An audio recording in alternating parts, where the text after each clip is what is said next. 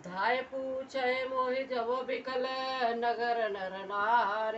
उतर देव मैं सवै तब हृदय वज्र बैठार। नगर के सब व्याकुल स्त्री पुरुष जब दौड़कर मुझसे पूछेंगे, तब मैं हृदय पर वज्र रखकर सबको उत्तर दूंगा।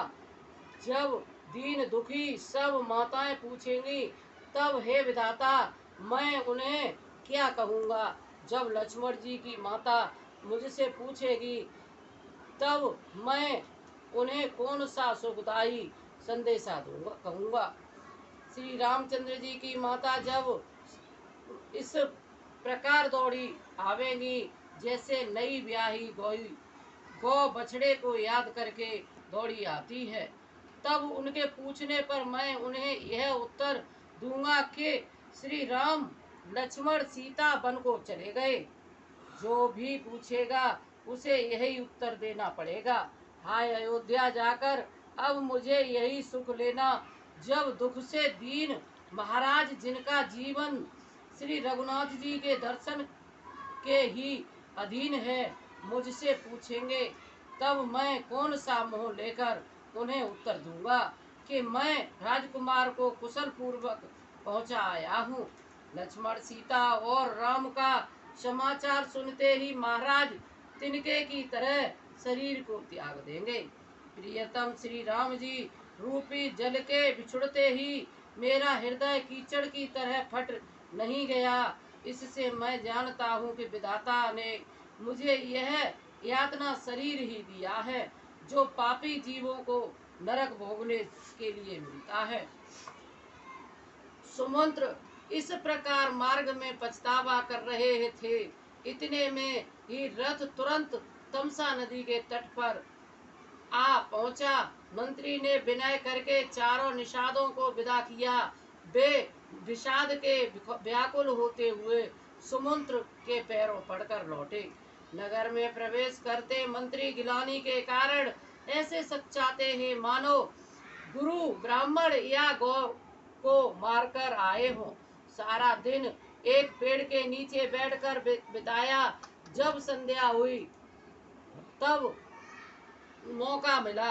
अंधेरा होने पर उन्होंने अयोध्या में प्रवेश किया और रथ को दरवाजे पर खड़ा करके वे चुपके से महल में जा घुसे। जिन जिन लोगों ने यह समाचार सुन पाया, वे सभी रथ देखने को राजद्वार पर आए। रथ को पहचान कर और घोड़ों को व्याकुल देखकर उनके शरीर ऐसे गले जा रहे थे, छीड़ हो रहे थे, जैसे धाम में ओले। नगर के स्त्री पुरुष कैसे व्याकुल है, जैसे जल के घटने पर मछलियां व्याकुल होती हैं। मंत्री का अकेले ही आना सुनकर सारा रनवास व्याकुल हो गया। राजमहल उनको ऐसा भयानक लगा मानो प्रेतों का निवास स्थान शमशान हो। अत्यंत आर्त होकर सब रानियां पूछती हैं, पर समुद्र को कुछ उत्तर नहीं आता। उनकी बाड़ी विकल हो गई, रुक गई है, न कानों से सुनाई पड़ता है और न आंखों से कुछ सूझता है। वे जो भी सामने आता है उससे पूछते हैं, कहो राजा कहाँ है। दासियां मंत्री को व्याकुल देकर उन्हें कौशल्या जी के महल में लिवा ले गई। सुमुद्र ने जाकर वहां राजा को कैसा बैठे देखा, मानो बिना अमृत का चंद्रमा हो। राजा आसन शैया पर आभूषणों से रहित बिल्कुल मलिन उदास पृथ्वी पर पड़े हुए हैं। वे लंबी सांसें लेकर इस प्रकार सोच करते हैं मानो राजा यायाति स्वर्ग से गिरकर सोच कर रहे हैं। राजा क्षण क्षण में सोच से छाती भर लेते हैं।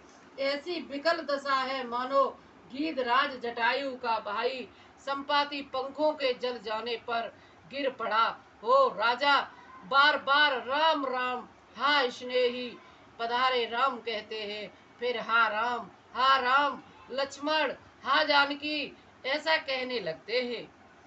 मंत्री ने देखकर जय जीव कहकर दंडवत प्रणाम किया। सुनते ही राजा व्याकुल हो कर उठे और बोले, सुमंत्र कहो राम कहाँ है। राजा ने सुमंत्र को हृदय से लगा लिया, मानो डूबते हुए आदमी को कुछ सहारा मिल गया हो। मंत्री को स्नेह के साथ पास बैठाकर नेत्रों में जल भरकर राजा पूछने लगे, हे मेरे प्रेमी सखा, श्री राम की कुशल कहो। बताओ, श्री राम, लक्ष्मण और जानकी कहाँ हैं? उन्हें लौटा लाए हो कि वे वन को चले गए? यह सुनते ही मंत्री के नेत्रों में जल भर आया। शोक से व्याकुल होकर राजा फिर पूछने लगे, सीता, राम और लक्ष्मण का संदेशा तो कहो। श्री रामचंद्र जी के रूप, गुण, शील और स्वभाव को याद कर करके राजा हृदय में सोच करते हैं और कहते हैं, मैंने राजा होने की बात सुनाकर वनवास दे दिया। यह सुनकर भी जिस राम के मन में हर्ष और विषाद नहीं हुआ, ऐसे पुत्र के बिछड़ने पर भी मेरे प्राण नहीं गए, तब मेरे समान बड़ा पापी कौन होगा। सखा राम सिय लखन जह तह मोए पहचाओ, नाहित चाहत चलन अब प्राण कहूँ सत्य भाव। मंगल भवन अमंगल हरि द्रवयो सो दशरथ अजर बिहारी।